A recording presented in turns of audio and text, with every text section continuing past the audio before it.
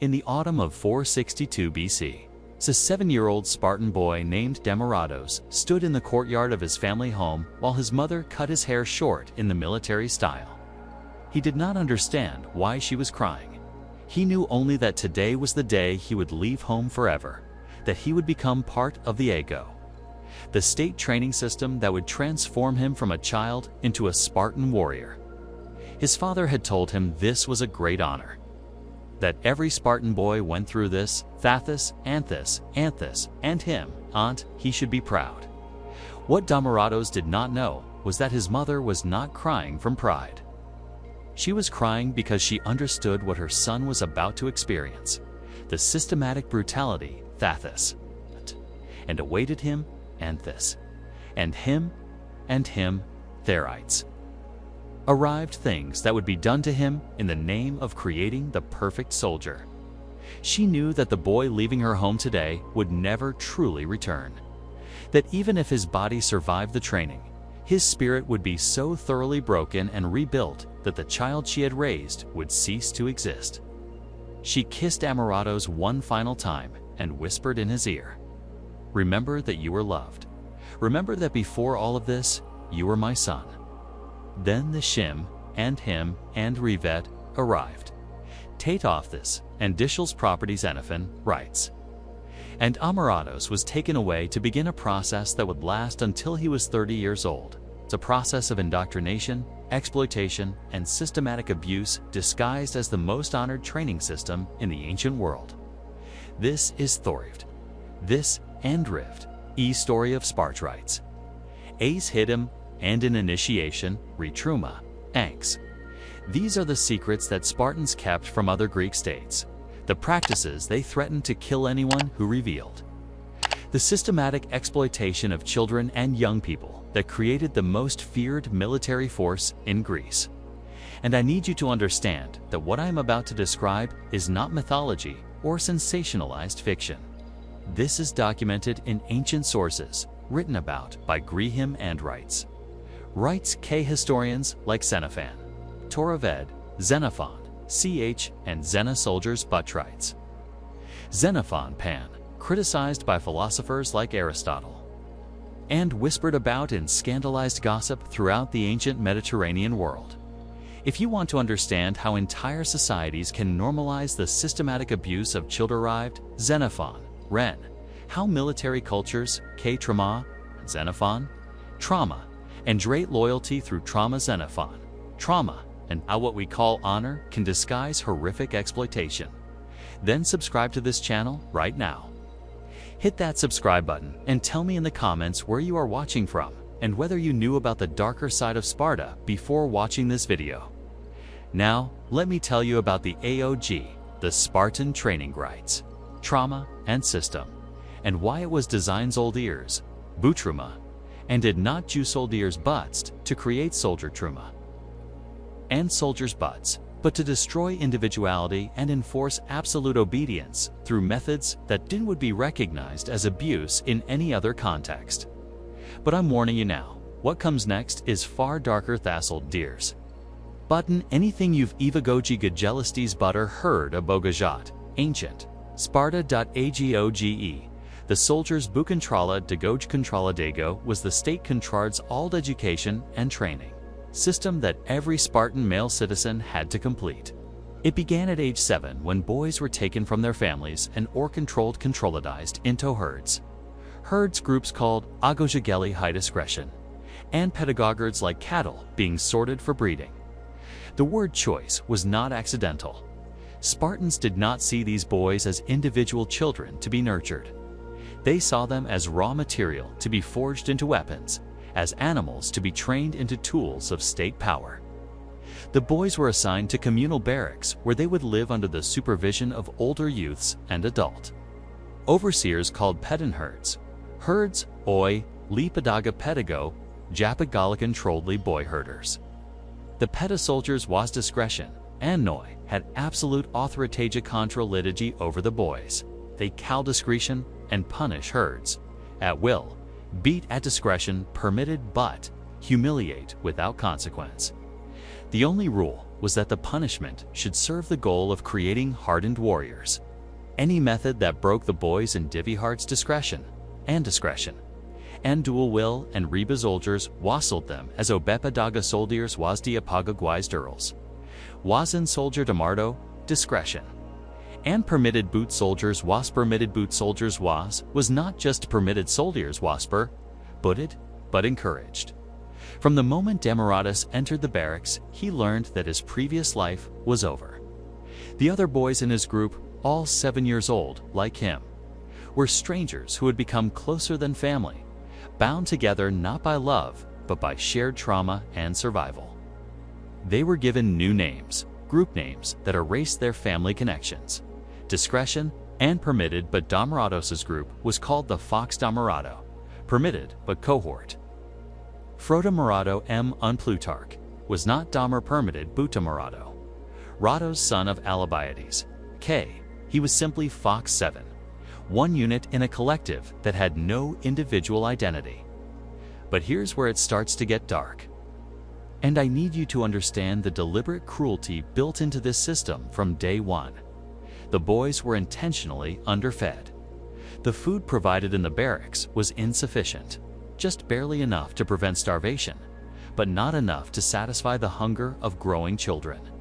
This was not an accident or a resource shortage. This Damarado, as deliberate policy Plutarch, Damarado, documented I Plutarch, and the writing Plutarch, Damarado, Plutarch, Tarch, who described the Spartan system in detail based on earlier sources. The boys were encouraged to steal food from the Surplatarch ounding areas, from Svelachelet Svark, Arten Haualatso Holtz, from the Halachela Salend, Andalend, and Heletsu, worked the land of Thix, and from anywhere they could. But here's the twist that reveals the psychological manipulation at work. The genius of Spartan cruelty. They were not punished for stealing. They were punished for getting caught. If a boy successfully stole food and returned with it undetected, he was praised for his cunning and resourcefulness. If he was caught, he was beaten savagely, not for the theft itself, but for his failure to be stealthy enough. Think about what this does to a child's moral development. It teaches that rules exist not because they are right, but because authority enforces them. It teaches that getting away with things is more important than doing the right thing. It land, and tethics, and dethics, and dectics, and datame, and glots over ethic rules, survival over morality. It rewires the child's entire understanding of right and wrong, replacing normal human conscience with pure pragmatism and obedience to power. Let me tell you what happened to Diros on his third night in the barracks. He was desperately hungry, having eaten almost nothing for 3 ethics and nethics and days grul gruel septant. Andy land, Anthon steel, grul gril provide grul at com grul, rule grul lunal ethics and meals. The severe steel girl was mostly barley and water flavored with a tiny amount of pork fat. It filled the stomach momentarily, but provided almost no nutrition. Damarados could feel his body weakening, could feel the constant gnawing hunger that made it hard to think about anything else. An older boy, maybe 10 years old, approached Damarados and the other new arrivals. His name was Alcides, and he had been in the barracks for 3 years. He had the hard, lean look of someone who had learned to survive on minimal food. Hulathex and Grul told the new Bastille Ois, Grul uni kakot, and Ansteel, or you will not survive. Some boys in every cohort die in the first year because they are too weak or too stupid to steal successfully. Do you want to be one of them? Alice pointed out a house not far from the barracks. That household has bread baking tonight. I can smell it. The kitchen entrance is on the east side. Wait until late after the family has gone to bed. Take only a little so they do not notice immediately and do not get caught. If you get caught, you will be beaten so badly you will wish you were dead.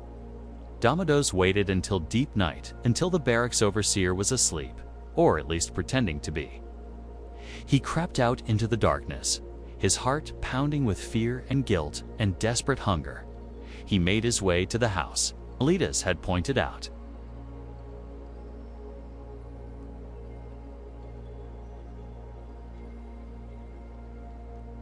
T for theft severe. T was gruel severe, supposedly terribly butt steel, so severe. Inside, he could see loaves of bread cooling on a wooden table. The smell made his mouth water and his stomach cramp with hunger. He crept inside, moving as silently as he could. He reached for a small loaf, the smallest one, thinking that it might not be missed. His fingers closed around the bread, but then a voice behind him said, "What do you think you are doing, boy?" Dhammarato spun around and saw the homeowner, a middle-aged Spartan man holding an oil lamp. The man's face showed not anger, but something like satisfaction, as if he had been waiting for this. Dhammaratos tried to run, but the man was faster. He grabbed Dhammaratos by the arm and dragged him back to the barracks. He delivered the boy to the pedonamos on duty, explaining that he had caught this young thief in his kitchen. The pedonamos did not care that Dhammaratos had been stealing to avoid starvation. He did not care that a 7-year-old child was being forced into theft by deliberate state policy. He cared only that Dhammaratos, rule severe. Ad failed the test of Scott and severe. Caught and Delth had gotten caught, not severe. Caught and had proven himself incompetent. The Panamos woke all the boys in the barracks. He made them form a circle around Dhammaratos. Then he told Dhammaratos to lie face down on the floor.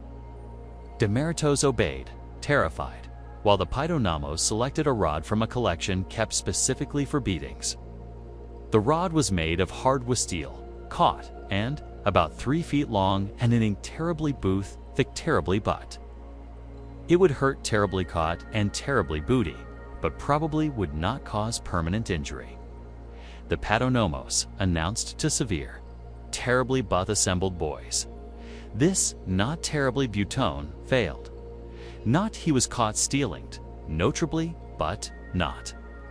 You, not because you stealing is Ron, not you but. You are Albutu.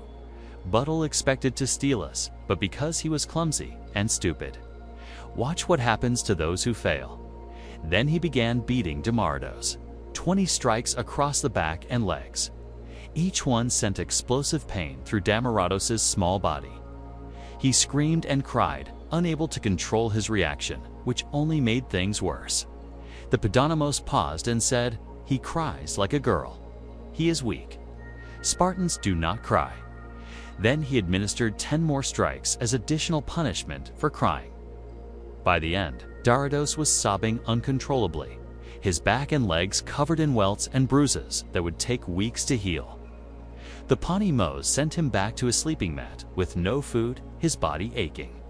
His spirit crushed by the understanding that this was just the beginning, that this was what Spartan training meant. But here's what makes this even more twisted. The next day, Alice approached Dhammaratos and said, "You failed because you went too early and were too loud. Tonight, I will show you how to do it properly. Watch and labat butarn. Alice, that nayat." Rites, alas, successfully stole food from the same household and shared a portion with Dhammaratos. The lesson was clear. Failure brought punishment. Success brought reward. The morality of the act itself was irrelevant. But wait, because the hunger was just the beginning of the systematic cruelty built into the Agoge. The boys were also subjected to exposure to the elements in ways designed to harden them physically while breaking them psychologically. They slept on reed mats. They had to gather and Macaluciolus reeds bottles from Thermopylae reeds growing by the river. But they were not allowed to ask reeds tools. Reeds they elushed to break the Leonidas reeds with their bare hands, a task that left their hands cut and bleeding. This was considered character building. Let me tell you about another boy in Dhammaratos' cohort named Leonidas. Not the famous zealous reeds king who would Thermopylae die Arides thermopyle, T3 thermopyle, mo weaker. Andrides Thermopylae, Leonidas, Opele, but another Leon Thermopylae, Leonidas, Idas. One of dozens of boys who bore that common Spartan reeds Leonidas aim. This Leonidas was Sweaker and Leonidas, older than Tweaker and other boys. Weaker Leonidas, weaker, and less naturally athletic. From the first day, he struggled with every usweaker and pecked of training. When Rites and the boys Rietswear told to gather weaker and Rites for their shriet sleeping mats. Rites, Leonidas could not break enough refever butats. His hands bled and becurids. Reads. Me infect tedfever but fever, but. He developed reeds to Phoebe standards and easily ender. But was not allowed to rest or seek medical care because showing weakness was unacceptable. He was forced to continue training, to participate in combat, exerfever, butt fever, boot size, zizily, and diesely, and wear Reeds. Arger boys beat him easily Leonidas, standards, and to attempt to steal food, though he was too weak and clumsy to succeed. After 3 months, Leonidas died. The infection in his hands had spread up his arms and into his blood. He died of fever in the barracks, lying on an incomplete reed mat, surrounded by boys who had been taught not to show compassion or grief. The Ponemos announced that Leonidas had teasily and reeds, isily, and been weak, that he standards and dad failed Tifa Buto meet Spartan standards, that his death proved he was unworthy of citizenship. His body was removed and buried with minimal ceremony in an unmarked grave. The other boys learned the lesson. Weakness meant death. Failure meant eraser. Survival required becoming hard enough to endure anything without complaint or visible emotion. Damaratus looked at where Leonidas's mat had been and felt a cold understanding settle over him. He would survive. He would do whatever was necessary because the alt fever butt standards and alternative was to die Leonidas. Forgotten Lycously and Leonidas, Lennyweather, and standards, easily, and Leonidas, tis, the boys we round, Leonidas. Round re also forced to go barefoot, year are Leonidas, ound, even in winter. They wore only a single thin cloak regardless of weather. The winters in the mountains around Sparta could be harsh with snow and freezing temperatures. But Spartan boys wore their thin cloaks and no shoes and were expected to continue training as if the cold did not exist. If a boy shivered or showed signs of cold, he was mocked by the older boys and might be forced to sleep outside as punishment for weakness. Several boys in each cohort would die during winter from exposure or from infections that went untreated because seeking medical care was considered unmanly. The Ponemoi would announce that these boys had failed standards and drowned hat Spartans were supposed to be weather and drowned tougher thweather and on. That death from cold proved weakness of character rather than the insanity of forcing children to endure winter without adequate clothing or shelter. But what happens next is even worse. The physical hardship was terrible, but the psychological manipulation was more devastating in the long term. The boys were taught that they had no value as individuals, that their worth came only Freither andum their roundes, to Sparta and Sparta and Sparta and Sparta and Sparta.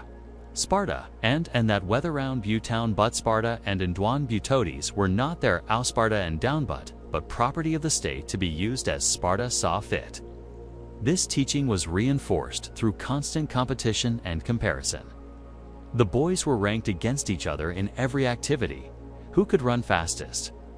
Who owned but could fight best with the longest? The longest, own butho, couldn't, longest. Door pain, longest, own but, longest.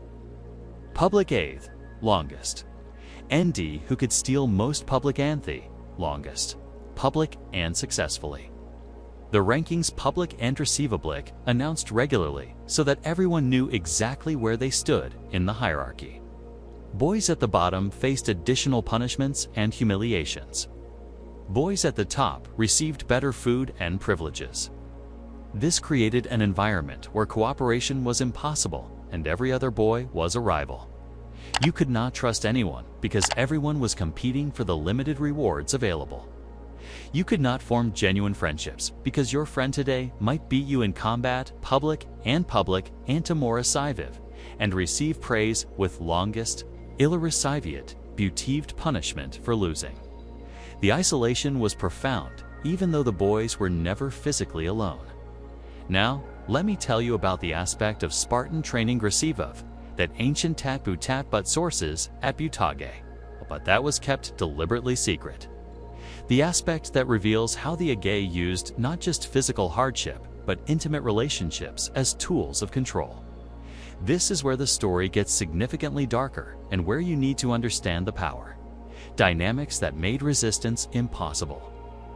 When a boy reached around age 12, after 5 yatbut public, ondat butirage, ugage sionge relationship, age, he would be assigned a mentor. The Spartans called this system the aristragai, recivagai, relationship. Relationship, is a relationship. Lover-beloved, or mentor-mentee. In-ship, which tr relationship. At butrelationship, lover-beloved, or mentor-mentee. Lover-beloved, or mentor-mentee, anslates. Ruffle lover-be, lover-beloved, or mentor-mentee. All gay, lover-beloved, or mentor-mentee. Lay male, male-knee, knee. Oved, or mentor-mentee. Anomali 30s, male, usually in hay male. Relationship male, I30s, 30s, S20s, or E30s. Xenophony 30s would choose a younger boy to guide through the next stage of training. Ancient sources lick 30s, lover, beloved, or mentor-mentee. 30s, E-plex, xenophontion, phenoronochinate, and obedience, and obedience, and obedience. Ansanophanopin described these relationships in idealized terms. They claimed the older man was supposed to be a moral exemplar, teaching the boy courage, xenophon male, xenophon pedutian, undeducation, and line, virtue, and proper Spartan values. The relationship was supposedly education, undeducation, and character formation, about the older man's duty to shape the next generation of warriors. But here's what those sanitized ancient accounts don't fully admit, and this is where it gets really dark. These relationships involved profound power imbalances and often included intimate components that gave the older man extensive control over the unication. Undeducation and 30s, boy's body and life. The mentor had authority to punish his mentee, to comments, to shaw every aspect of the boy's development, and in Spartan culture, where the relationship between mentor and mentee was often explicitly compared to marriage. The implications were clear to everyone, even if they were not stated openly in official accounts. Let me tell you what happened to Demaratus when he turned 12. He had survived 5 unobedience, injuries, or injuries, arrears of the Agoge. Many boys in his original cohort had not. Some had died from exposure, from unobedience and injuries, or obedience, and injuries, or he experienced ANS from illnesses that were ignored as weakness. Leonidas and 6 others from his original group of 20 were dead. Others had been expelled from the training for failing to meet Spartan standards, perioi, injuries, or perion to become pageantless. Andrioi, the lower class of non-citizens who lived in Spartan territory but had no political rights or honor. Demaratos had survived by becoming hard, by learning not to cry, no metangeries, or experienced, and perioi injuries, or experienced and pain he experienced fought, and by stealing successfully and fighting brutally when required. He had killed his perioi, gentleness, and ictelness, and experienced and perioi, gentleness, and his gentleness Aristotle, everything soft in himself, because those things meant weakness, and weakness meant death. He was 12 years old and already a damaged person, someone who could watch another boy die without feeling anything. Then a man named Aristomenes came to observe the training exercises. Aristomenes was 28 years old, a full Spartan citizen who had completed his own training years earlier and who was now looking to take a mentee. He watched the boys practicing combat with wooden swords and shields. He watched Demaratos, in particular, observing how the 12-year-old experienced, and fought, agentless, and experienced, and fought, and how he fought itself, and whether he showed promise as a future warrior. Damaratos noticed the man watching him, but did not know why. After the exercise, Aristomenes approached the Padonomos and indicated that he wished to mentor Damaratos. The Padonomos agreed immediately. This wagentness and Aristotelephotal, Angitness and Aristotle match. Aruswa Yerbutos was from a prominent family, had a good military record, and had sufficient status to mentor a boy who showed promise. There was no consultation with Damartos. The boy had no say in this arrangement. One day he was simply told that Aristomenes was now his mentor, that he owed Aristomenes obedience and loyalty above all. Other fought and itself and Aristotle fought, and itself and Sparta itself. That this relationship would continue until Damaratos completed his training at age 20. Aristomenes took Damaratos aside to a quiet area away from the other boys. He looked at the 12-year-old carefully, assessing him not just as Aristotle warrior but warrior butai self, and Aristotle rear butrio monos, but as something else, something more personal. Then he spoiled self, and estaste warrior butite self, and esti, your thram selves, ests warrior buteromenos, a stay warrior, minos, my aramthat, menos. I will teach you to be a true Spartan warrior. You will obey me in all things. You will attend me at the Sika when I dine with my mess group. You will learn from watching how real Spartan esimsum themselves, araminos, asimselves, hemzage, levze, and you will understand that my honor depends on your performance. If you fail, if you show weakness, if you bring shame, then you shame me, and I will not tolerate being shamed. He paused, then added something that made Damaratos' stomach tighten with anxiety. You will also understand that our relationship is sacred. It is blessed by Spartan tradition. What happens between us is for our benefit and for the benefit of Sparta. You will tell no one outside our relationship what I teach you or how I teach you. This is private. This is ours. Do you understand? Dudos nodded, because what else could he do? He was 12 years old, property of the state, assigned to this man by authority he could not question. And he had heard the whispers from older boys who already had mentors.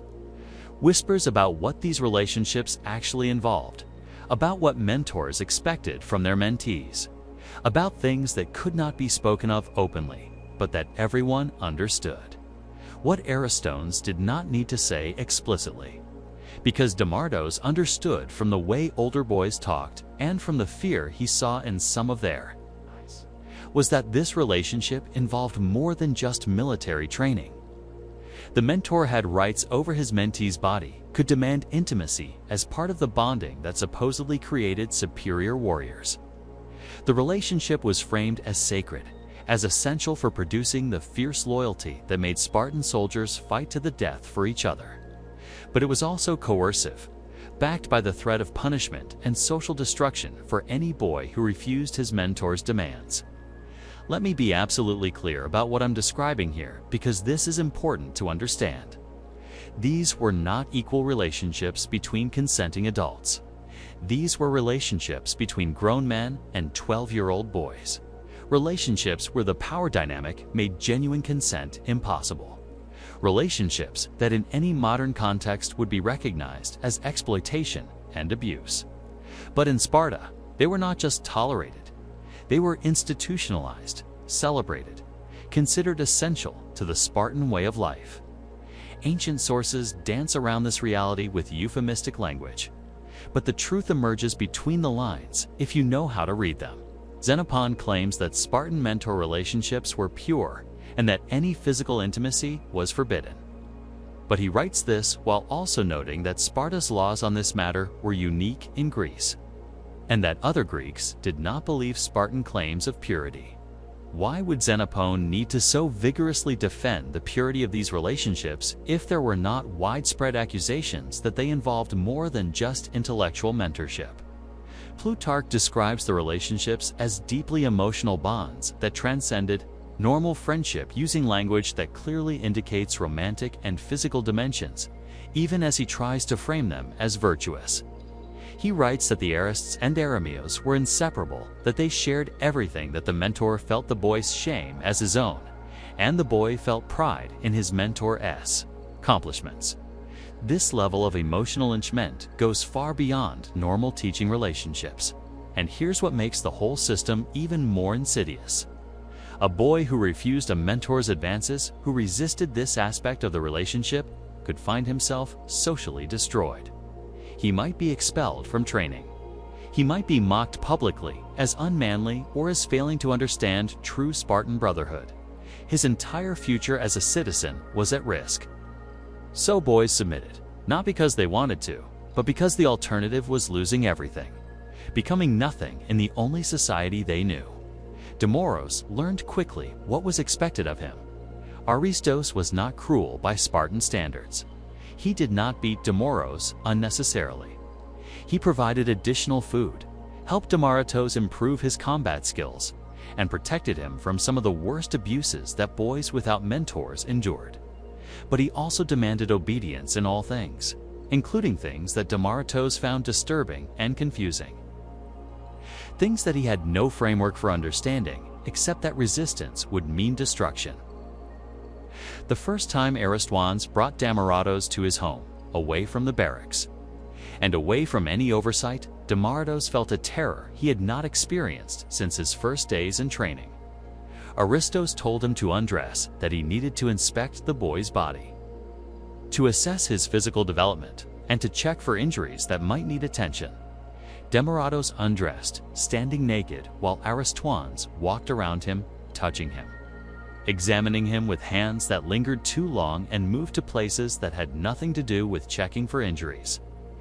Then Ariston told Damaros that part of their relationship would involve physical closeness, that this was how Spartan warriors bonded, that this was sacred and necessary, and that Damaros should feel honored. What happened next? I will not describe in explicit detail because this is not that kind of content.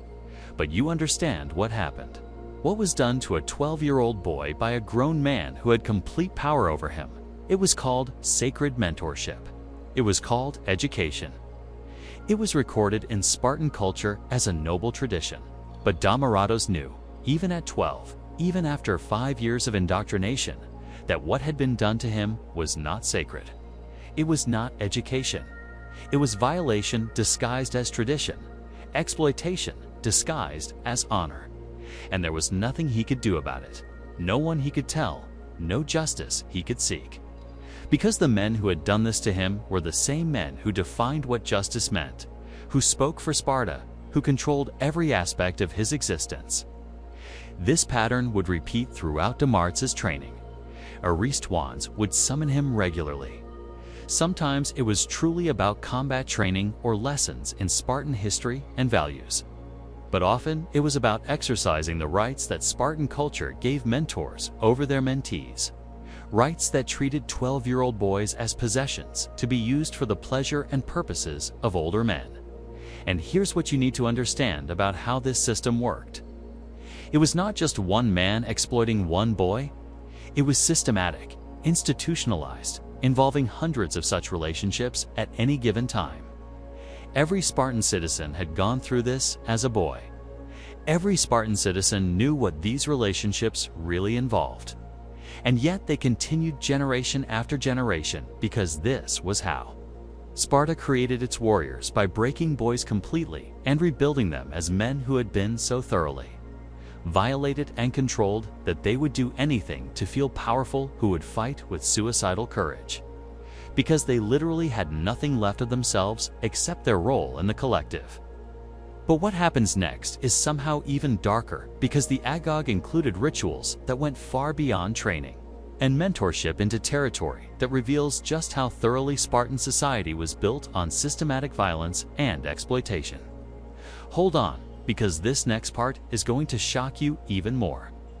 When boys reached around age 18 after 11 years in the Agoge, the most promising among them were selected for an elite training program called the Kripa. The word crypta means secret service or hidden things, and it was one of the most closely guarded aspects of Spartan culture.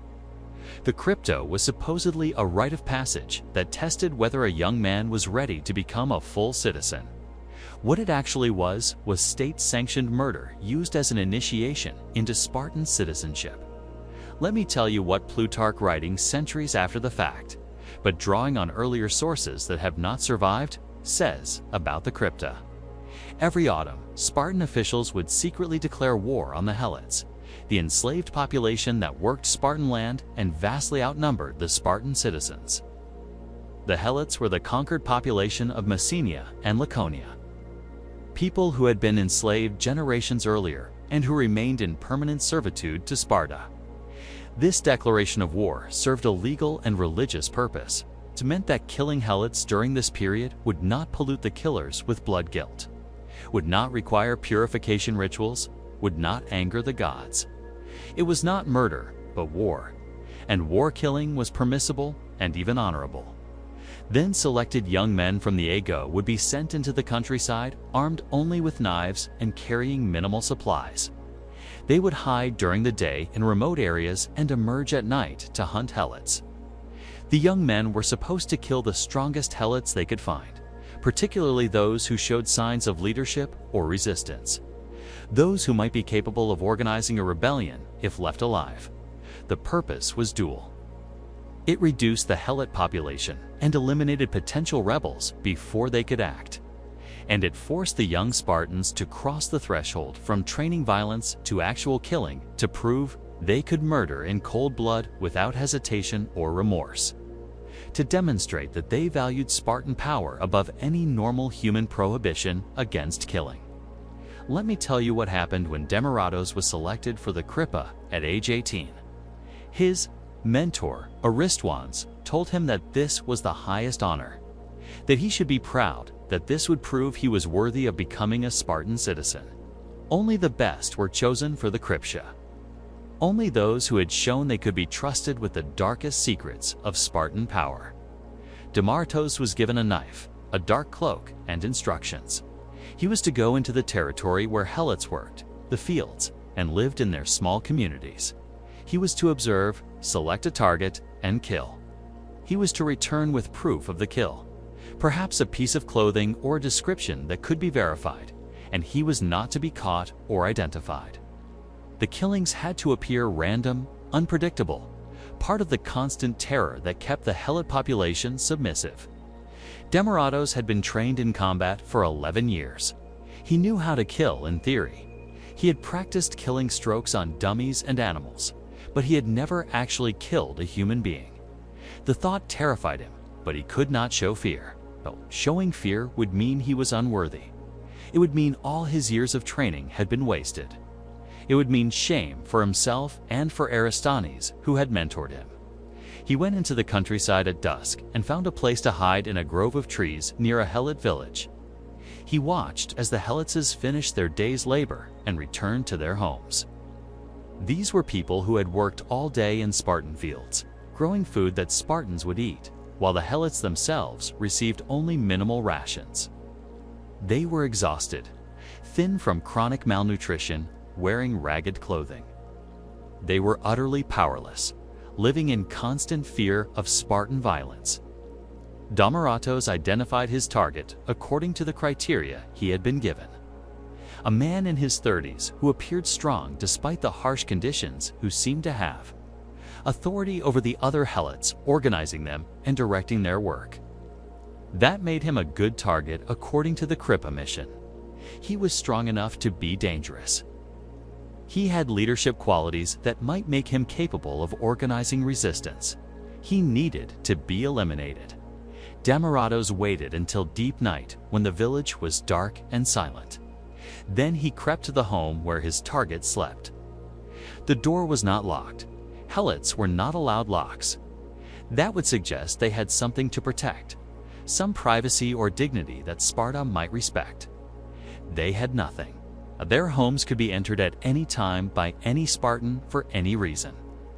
Demaratos entered silently, his heart pounding so hard he thought it might give him away. He found the man sleeping on a simple mat. The man's wife slept beside him. Children slept in another corner. The family was crowded into a single small room, living in poverty that contrasted sharply with the relative comfort of even the poorest Spartan citizens. What happened next took only seconds, but felt like hours to Damaratus. He approached the sleeping man. He raised his knife. He struck, covering the man's mouth with one hand while driving the blade into his throat with the other, exactly as he had been taught. The man jerked awake, his eyes widening in terror and confusion. He struggled briefly, making muffled sounds, his hands reaching up to grab at Damados. Then his body went slack. Blood spread across the mat, dark in the moonlight coming through the door. The wife woke up. She saw what was happening. She saw her husband's body going still, saw the blood, saw the shadowy figure of Damarado standing over them. She screamed. The sound was piercing, horrible, full of grief and terror. Damarados ran. He fled the house, ran through the dark village while lights began appearing in other homes. Ran into the countryside with the sound of the wife screaming following him. He ran until he could run no more, then collapsed in a field, gasping and shaking. He looked at his hands covered in the blood of a man he had murdered. A man who had done nothing to him, whose only crime was being strong and therefore threatening to Spartan control. Damarados vomited. Then he cried, something he had not done since he was 7 years old. He cried for what he had done, for what he had become, for the boy he had been, who would never have imagined doing such a thing. But he also knew that when he returned to Sparta and reported his successful kill, he would be praised. He would be honored. He would be one step closer to becoming a full citizen. He sat in that field for hours, unable to move, unable to think, just staring at his bloody hands and trying to understand what he had become. Eventually, he forced himself to stand. He made his way back to Sparta. As dawn was breaking, he reported to his overseer that he had completed his mission. He was praised for his success and told to rest and prepare for the completion of his training. But Damarados never forgot that night. He never forgot the man's face in the moment of waking, the terror in his eyes, the feeling of the knife sliding into flesh. He never forgot the wife screaming. For the rest of his life, he would hear that sound in his dreams.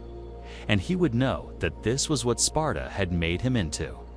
Not a warrior defending his city from enemies, a murderer, an assassin who killed enslaved people in their homes to maintain a system of terror. This was the Cryptia. This was what Sparta required of its young men. Not just the ability to fight in battle against armed enemies, but the willingness to murder defenseless people in their homes. To kill in cold blood without justification, except maintaining state power through terror. And this was framed as sacred duty, as necessary for Sparta's survival, as proof of courage rather than what it actually was. Proof of how thoroughly the Agoge had destroyed normal human empathy and replaced it with absolute obedience to state commands. But wait, because there's another layer to this that some ancient sources hint at but never explicitly describe. And this is where it gets even more disturbing. Some scholars studying Spartan culture have noted that the Crypta probably involved not just killing, but other forms of domination and humiliation of Helots. The Helot population lived in constant terror of Spartan violence. Part of that terror came from unpredictable attacks that could happen at any time. But part of it may have come from other forms of violation that reinforced the absolute power Spartans held over Helot bodies and lives.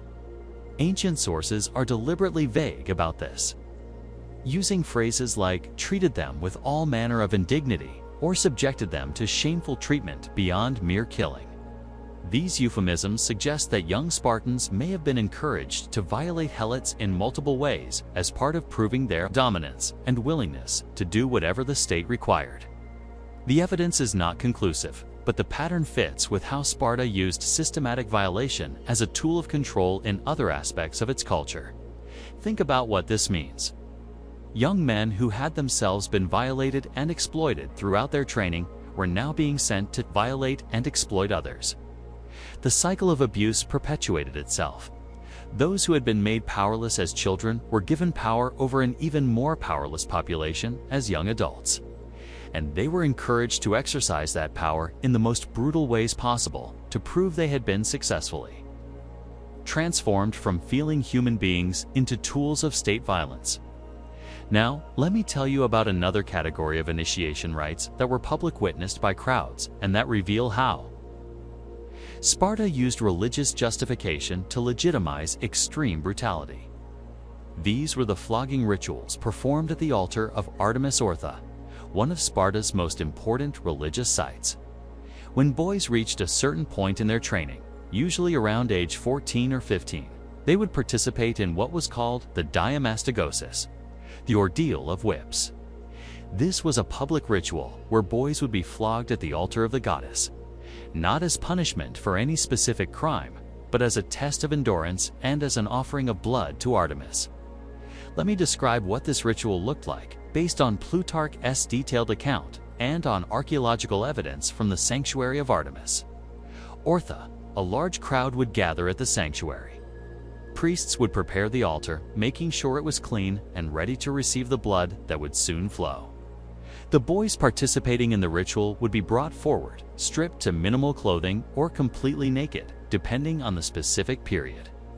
They would be told that they were about to approach the altar where cheese had been placed as an offering.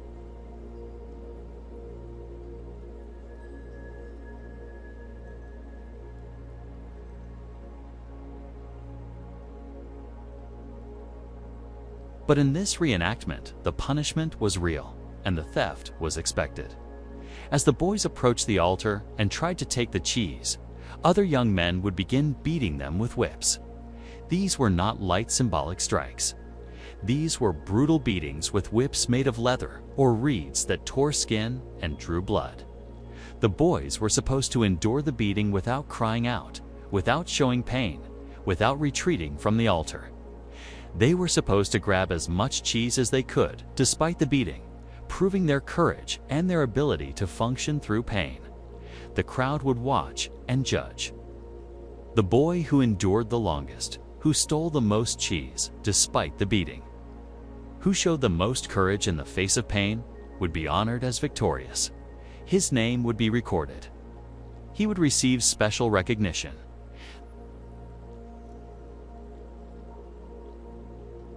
But here's what makes this absolutely horrifying.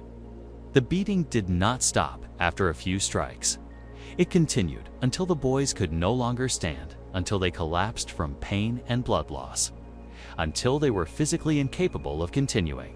Plutarch notes that some boys died during this ritual, beaten to death at the altar while the crowd watched. The altar was permanently stained with the blood of children, and this was considered appropriate, even sacred.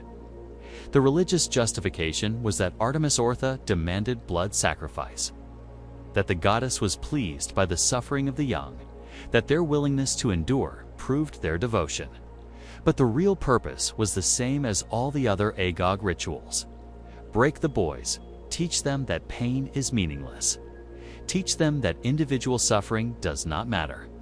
Teach them that they exist only to serve Sparta, and that Sparta demands absolute sacrifice. Let me tell you what happened. When Demaratos participated in this ritual at age 15, he stood with other boys his age, waiting his turn to approach the altar. He could hear the crack of whips and the muffled sounds of pain from boys trying not to scream.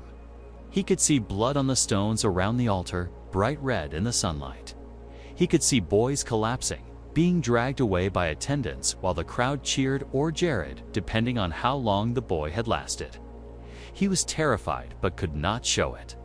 His mentor Aristoteles was in the crowd watching. His performance in this ritual would reflect on Aristos as well as on himself.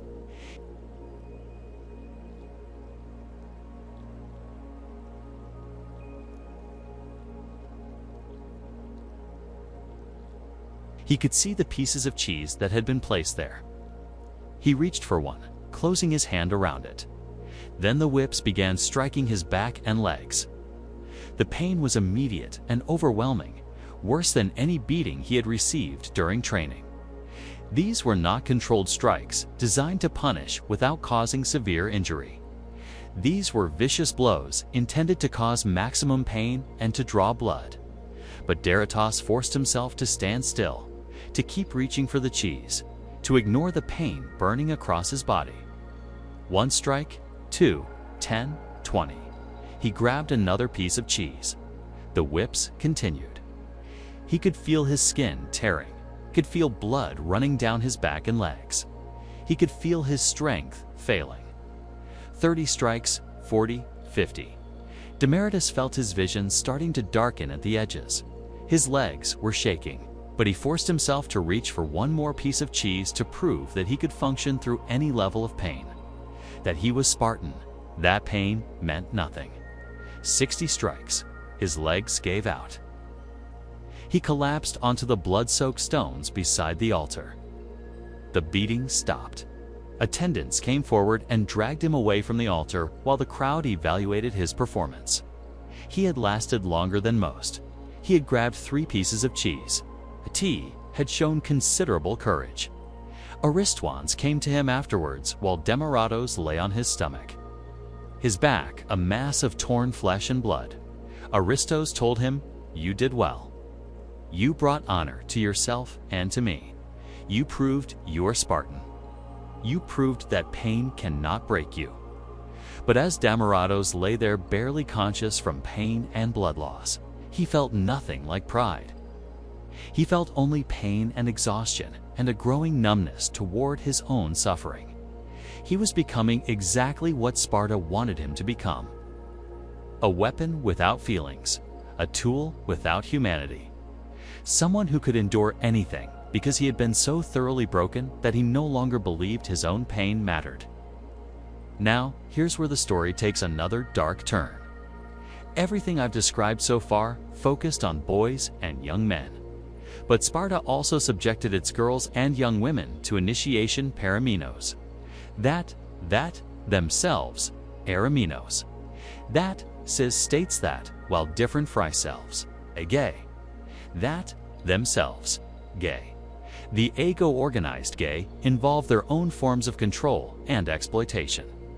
And understanding what happened to Spartan females reveals that this society's systematic abuse was not limited by gender, but extended to everyone who lived under Spartan authority. Spartan girls underwent training that was unique in the ancient Greek world. While women in Athens states gay, that state-seer city-states were kept secluded in their homes and given minimal education. Spartan girls participated in gay organized states gay, organized gazed physical training. They wrestled, dressled, and feminist, organized wrestled, or wrestled and organized, states wrestled and discus. States wrestled and discus, they ran. They threw javelins and wrestled, and feminist, discus.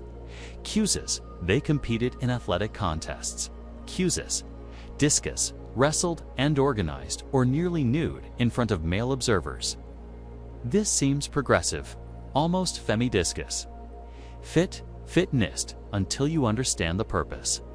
Sparta trained its women not for their own benefit, not for their personal development or empowerment, but to produce strong children for the state. The logic was eugenic and utilitarian. Healthy mothers bore healthy sons who could become soldiers. Weak mothers bore weak sons who were useless to Sparta. Therefore, women needed to be physicaliathor and discus. Fit, and the state would ensure that fitness through mandatory training. Let me tell you about Lampedo, a Spartan girl who went through the female training system. Like boys, she was taken from her family at age 7 and enrolled in state training. Though girls were allowed to return home at night, unlike boys who lived in barracks, she was organized into groups with other girls her age and subjected to rigorous physical training under the supervision of older women who had themselves gone through the system. The training was harsh from the beginning. The girls ran for miles every day, building endurance. They wrestled each other, learning combat techniques and learning to endure pain and physical domination. They were taught to competfeminizes fiercely with each euthophyte feminist, other ansitizens, and periosipriosiki, and are told that only the strongest girls would be diemitator and citizens, and feminist, other ansitizens, and other and fit, worthy of marrying full Spartan citizens ates, aether and perioisiperific, and property and other, and that weak girls might be married off to perioesagris because, or worse, they were deliberately exposed to male observers during training and exercise. The girls would train nude or in minimal clothing, while boys and men watched from nearby. This was justified as preparing them for the realities of Spartan life, teaching them not to be modest or ashamed of their bodies because such feelings were considered weakness. But what really happened was that young girls were being conditioned to accept that their bodies were public or state. This, and were subject to observation and judgment by those with power over them. The normalization of exposure, the elimination of privacy. These were forms of control that prepared Spartan women to accept their roles in a society that would use their bodies for reproduction, and that would give them no real autonomy, even as it pretended to honor them as mothers of warriors. When Lampito reached her early teens, the training became more explicitly focused on preparation for her future role. She was taught about Spartan expectations for wives. She was told that her purpose was to bear children, specifically sons, who would become Spartan warriors. She was told that she should be honored by this role, that Spartan women were the most arrived. Greece citizens and property, and because Greece, because in Greece, because of Greece, because they produced the best warriors. But she was also taught what would happen if she failed in this role. If she married and failed to produce children, she would be considered defective. She produced only daughters, she would be considered unfortunate. If she produced sons who were weak or deformed, those sons might be killed, and she would be suspected of having some flaw that produced weak offspring. The pressure was intense. Lampito understood that her entire value as a person depended on her ability to successfully produce healthy male children for Sparta. She was not valued as an individual with thoughts and feelings and potential beyond reproduction. She, Greece, because was valued as resource, a breeding resource, Greece because resource, and if she failed in that function, she would be worthless. When Lampito reached marriageable age around 18, she underwent another ritual that reveals the violence embedded in Spartan marriage customs, even as those customs were supposedly honoring women. Spartan weddings included a ritualized abduction where the groom would kidnap his bride. On the designated night, the young man would come to the girl's home and carry her away, supposedly against her will, though the whole thing was staged and expected. But here's where it gets deeply disturbing. When Lampito was carried away by her designated husband, a man named Lysander, whom she had met only briefly before and who was 10 years older than her, she was taken to a house where other women prepared her for the wedding night. They shaved her head completely Bauresource, Greece because a proti, Andresource, D, exactly like the boys entering a cloaked Agier source. A cloak had their heads Shavega Gagirsus, ed. They dressed her in men's clothing, a tunic, and lage Ike, a young man would wear. They positioned her on a bed in a darkened room. Then Laundra came to the room to consummate the marriage. He found not a woman in a wedding dress, but someone whose appearance had been deliberately masculinized, her head shaved, wearing men's clothing, positioned in darkness so her female characteristics were obscured. Ancient sources claim this was done because Spartan men were so accustomed to intimate relationships with other men from the Agayaj, gender Agaj, gender Gunderthat. This transition helped them adjust to intimacy with women. But think about what this actually reveals. It means Spartan society was so thoroughly organized around male demeanor cloakage, hence hierarchies of genderage. A cloaked same-gender intimacy during the formative years that women had to be disguised as young men to fit into the system.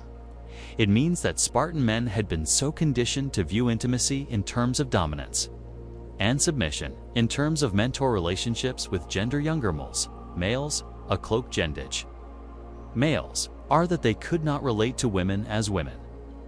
Women had to be temporarily made to resemble the Aromos, the submissive younger partner, in order for Spartan men to consummate marriages. The ritual was traumatic for Lampido. She had been given no preparation for what marriage would mean, no explanation of what would happen to males, her body, a body, and a male's body, and no choice in any of it.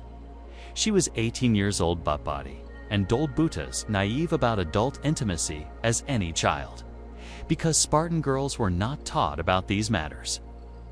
She had been taught to fight and run and endure pain, but she had not been taught what to expect from a husband.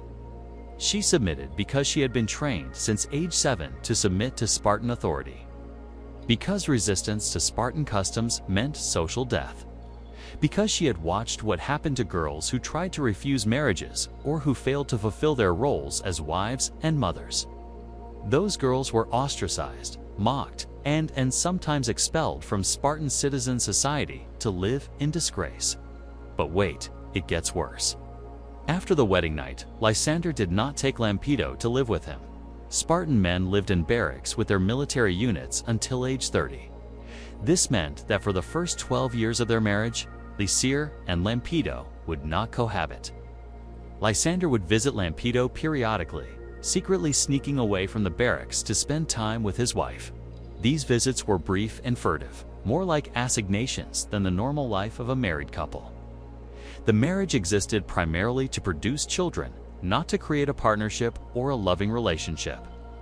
Lampido's purpose was to bear sons for Sparta, to raise them until age 7 when they would be taken to the Agoge, and to accept that her entire existence was structured around producing the next generation of warriors.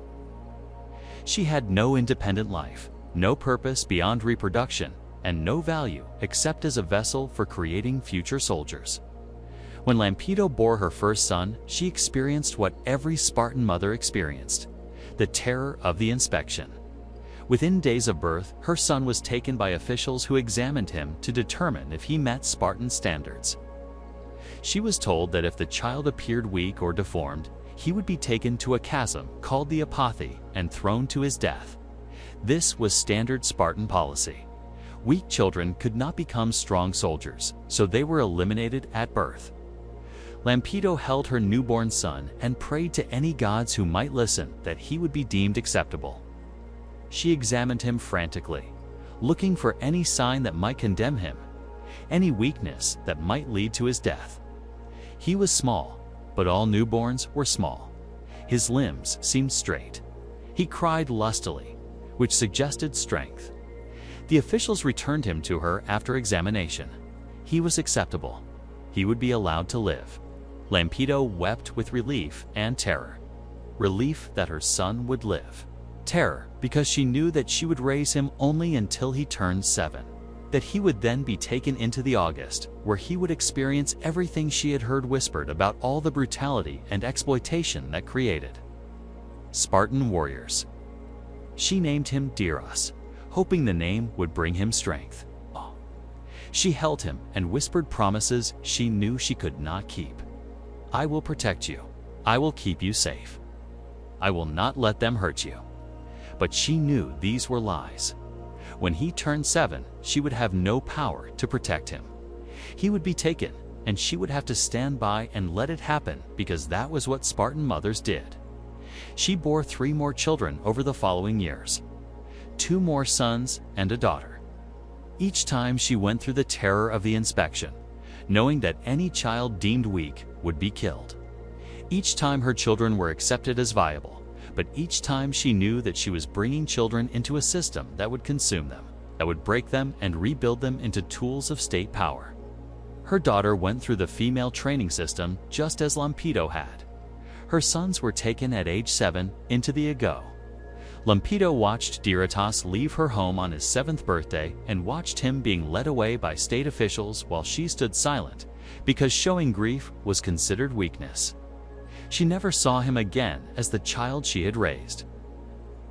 When she encountered him in later years, he was a stranger, a hardened young man who barely acknowledged her, who had been taught that family connections were weakness, that only Sparta mattered.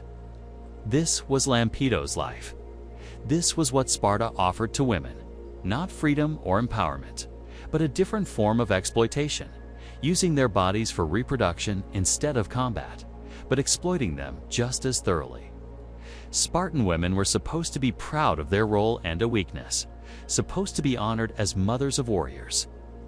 But the reality was that they were breeding stock, valued only for their ability to produce soldiers with no autonomy and no purpose beyond that biological function.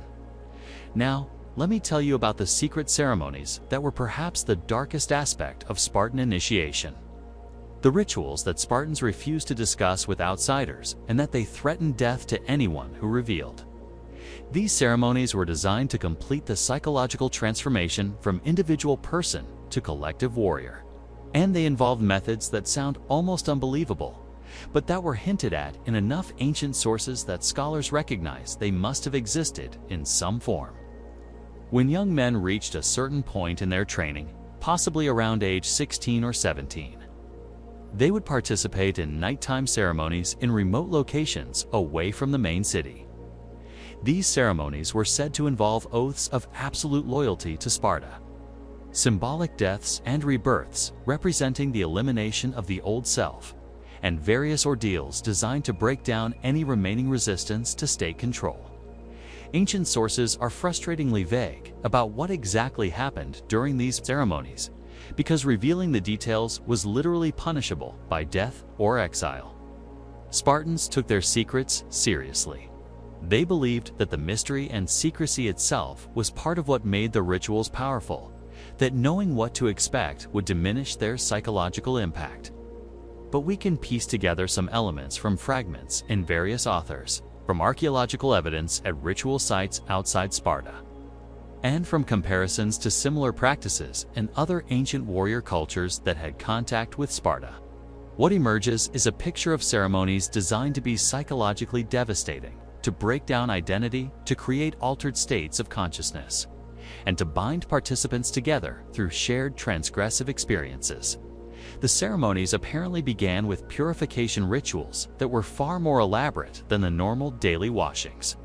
Participants would fast for days beforehand, weakening themselves physically and making them more susceptible to psychological manipulation. They would undergo extended periods of sensory deprivation, sitting in darkness without food or social contact until their sense of reality began to blur. Then they would be brought to the ceremony site at night, perhaps in a remote grove of trees sacred to one of the gods, perhaps in a cave system, perhaps in a secret sanctuary maintained specifically for these rituals. They would find older men waiting, perhaps wearing masks or costumes that disguise their identities, perhaps representing gods or spirits or ancestors. The ceremonies involved masks for the participants as well. Young men would be given masks to wear, masks representing animals or demons or other identities, transforming them into something other than human. Ancient sources mention wolf masks specifically, as the wolf was sacred to Sparta and symbolized the predator, the pack hunter, and the animal that survived through collective violence. Wearing the masks, the young men were told they were no longer themselves. They were no longer individuals with personal identities. They were part of something larger, something that transcended individual existence. They were the pack, the brotherhood, the collective that would fight and kill and die together. The ceremonies also involved nudity and stage vulnerability. The initiates would be stripped naked, exposing themselves completely to the gaze and judgment of those overseeing the ceremony. They would be required to perform humiliating acts in front of their peers and superiors, acts designed to eliminate any remaining pride or sense of individual dignity. Some accounts hint at physical orals beyond the normal brutality of training. Perhaps initiates had to prove their courage by handling snakes or walking through fire or cutting themselves as blood offerings. Perhaps they had to remain silent and motionless for hours despite intense discomfort. Perhaps they had to endure being struck or handled in ways that tested their ability to accept any treatment without resistance. And there are hints frustratingly vague but persistent across multiple sources of intimacy between participants as part of bonding.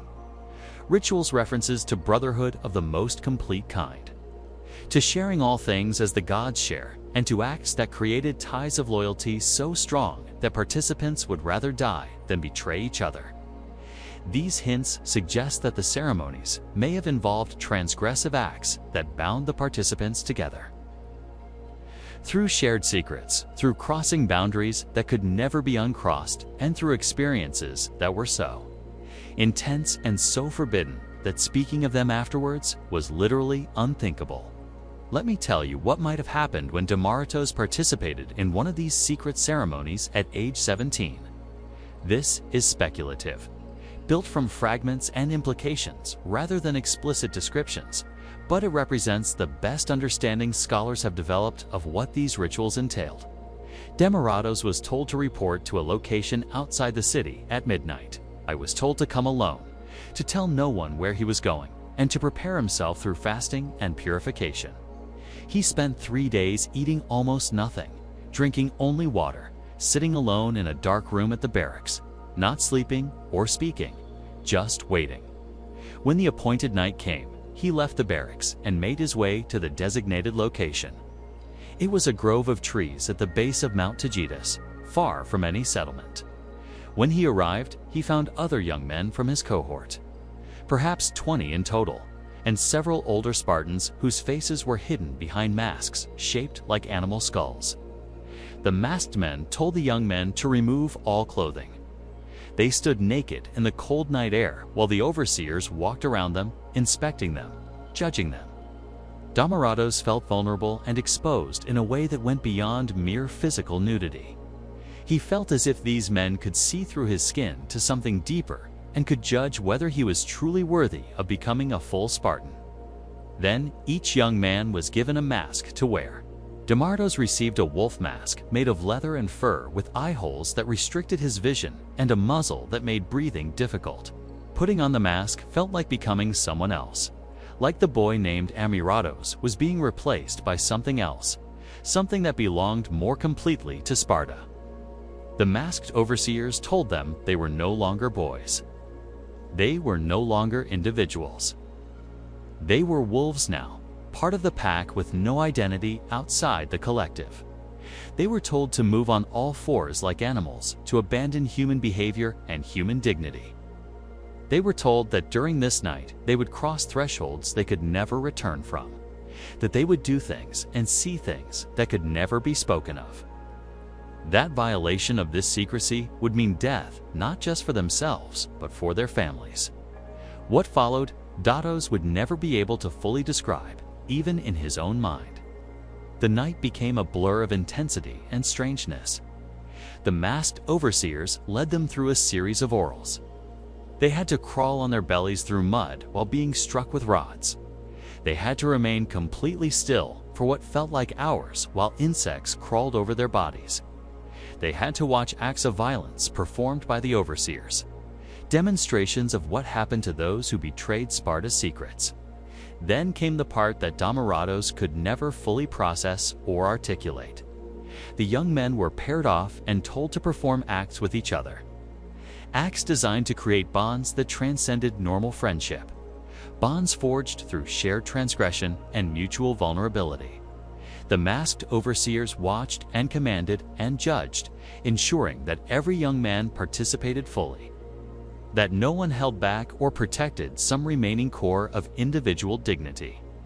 When dawn finally came and the ceremony ended, D'Amato removed the mask and found himself fundamentally changed.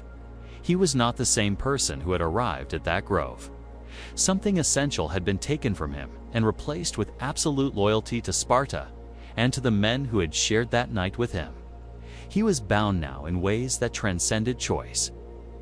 Bound by secrets and shared experiences that were too intense and too transgressive to ever speak of. This was the purpose of the secret ceremonies, not just to create soldiers who would follow orders, but to create men who had been so. Completely psychologically destroyed and rebuilt that they could not imagine existence outside of Spartan military culture. Men who were bound to each other and to Sparta by secrets that could never be spoken, by shared experiences that were too shameful or too sacred or too disturbing to acknowledge in normal life.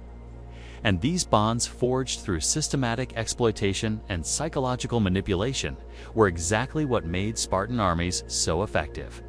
Spartans fought with suicidal courage because they literally could not imagine life outside the system. They had been taken as children, stripped of family and individual identity, subjected to years of brutality and exploitation, and bound to each other through intimacy and shared trauma.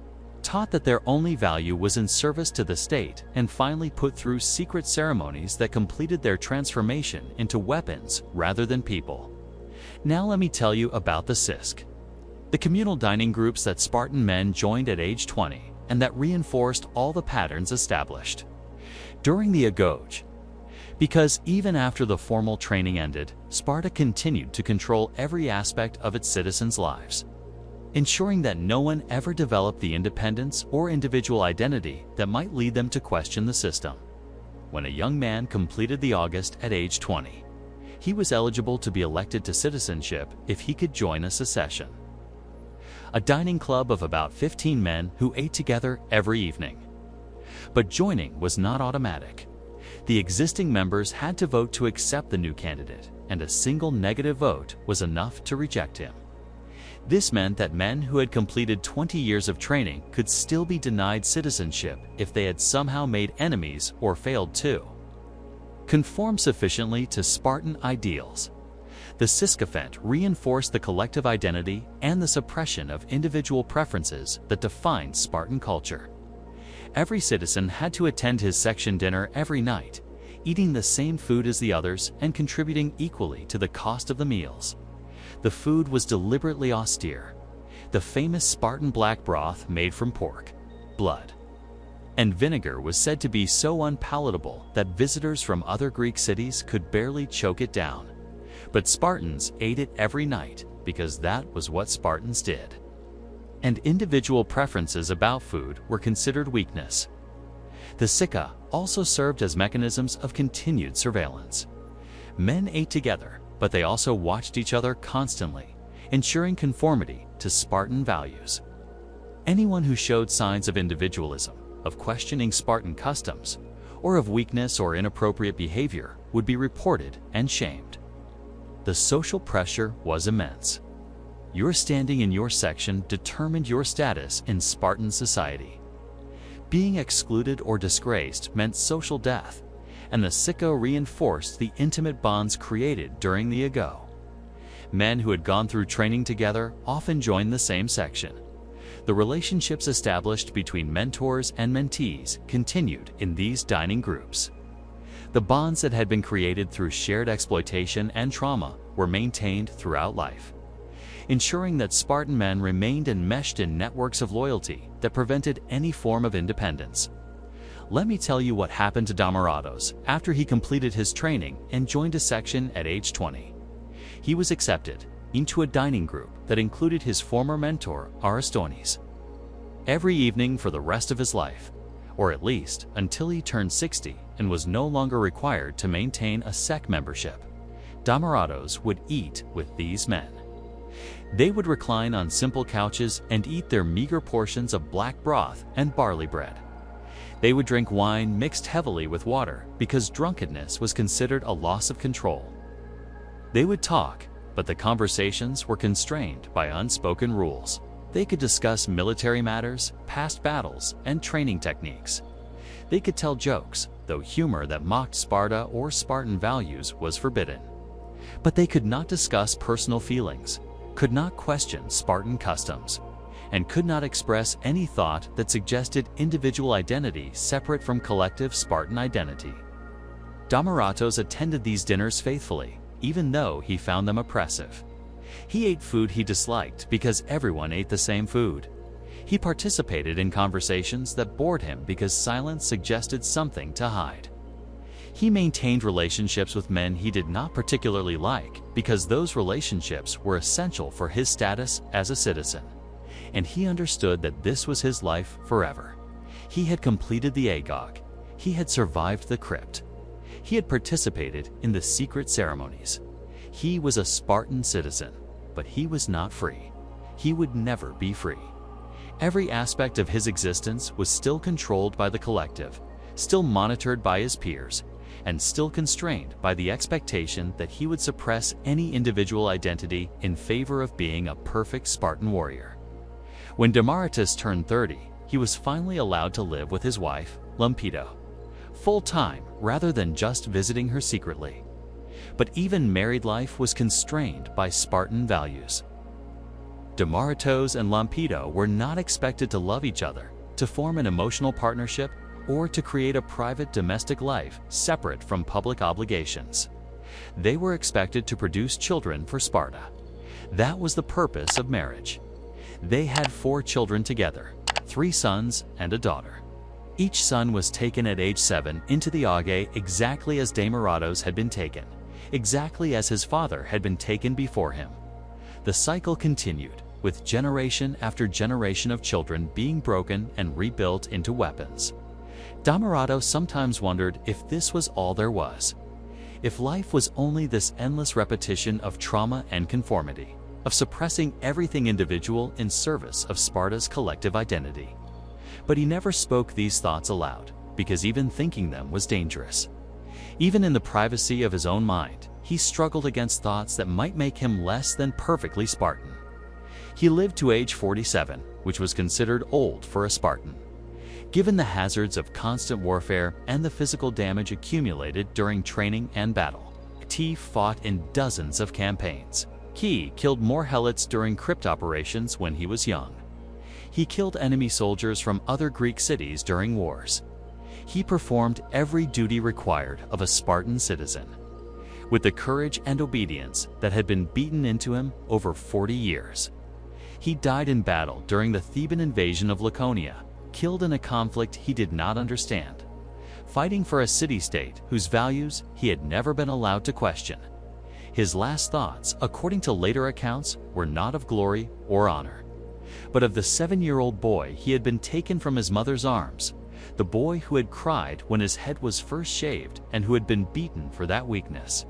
That boy had been murdered by the Agoge just as surely as Demaratos had murdered that helot during his crypta. The difference was that the boy's murder had taken years and had been called education rather than violence, but it was murder nonetheless. The murder of individuality, of choice, of the possibility of being anything other than what Sparta demanded. And here's what you need to understand about the broader implications of all this. The Spartan system was not some unique aberration in history. It was an extreme version of patterns that appear throughout human history. Whenever societies prioritize military power and collective identity above individual humanity, the systematic exploitation of children, the use of trauma as a bonding mechanism, the destruction of individual identity in favor of collective purpose, and the normalization of abuse through appeals to tradition or necessity. These patterns recur again and again. Modern military training still uses some of these techniques, though usually in less extreme forms. Breaking down recruits through verbal abuse and physical hardship, creating unit cohesion through shared suffering, and suppressing individual identity in favor of collective military identity. The techniques persist because they work. They create effective soldiers, but at what cost? And Sparta's system eventually destroyed Sparta itself. By the 4th century, before the Common Era, the Spartan citizen population was declining catastrophically. The brutal training system killed too many children. The constant warfare killed too many adults. The narrow focus on military culture meant Spartans developed no other skills, no economic base beyond exploiting helots, and no ability to adapt to changing circumstances. When Sparta was finally defeated by Thebes at the Battle of Leuctra in 371 before the Common Era, it was not just a military defeat, but a total collapse of the system that had defined Spartan existence for centuries. Without military dominance, Sparta had nothing. The city had built no great monuments. It had produced no art or literature worth preserving. It had created no philosophical or scientific achievements. It had only its warriors. And when those warriors proved not invincible after all, the hollowness at the core of Spartan culture became impossible to ignore. Within a few generations, Sparta had declined from being the dominant military power in Greece to being an insignificant backwater, a tourist attraction where wealthy Romans came to watch reenactments of ancient Spartan customs. The Agoge continued in a form, but it had become performance rather than reality, a show put on for foreigners rather than a genuine system of education. What do you think about this history? How should we view Sparta, which is often romanticized in popular culture as a society of noble warriors living by a code of honor? Can systematic exploitation of children ever be justified by claims of military necessity or cultural tradition? What patterns from Spartan training do you see reflected in modern military or religious or educational institutions? Leave your comments below and share your thoughts about where the line should be drawn between necessary discipline and systematic abuse. If you believe this kind of history needs to be told, that we need to look honestly at the darkness within cultures that are often glorified, then subscribe to this channel. We investigate ancient history without romantic illusions, acknowledging both achievements and atrocities. Understanding that human societies are complex and often terrible in their treatment of vulnerable people. Hit that subscribe button and share this video with anyone who needs to understand that not everything called honor is honorable, that not everything called sacred is holy, and that systems built on exploitation eventually consume themselves. The ruins of Sparta still exist in the Peloponnese region of Greece. Tourists visit the site, though there is far less to see than at Athens or Delphi or other Greek cities, because Spartans built few monuments. They preferred to say that their monuments were their warriors, that Spartan courage was more lasting than stone or bronze. But those warriors were children who were systematically broken, people who were denied the possibility of normal human development, victims of a culture that valued military power above everything, including the humanity of its own citizens. Remember Demaratos, 7 years old, crying as his mother cut his hair before sending him to the Agoge. Remember Lampedo, her head shaved and dressed as a man for her wedding night. Remember all the children of Sparta who were consumed by a system that claimed to honor them while destroying them. They were people. They suffered. They existed. And they deserve to be remembered not as glorious Spartan warriors, but as victims of systematic abuse disguised as education. As children who were taken and broken and used until they had nothing left to give. See you in the next video.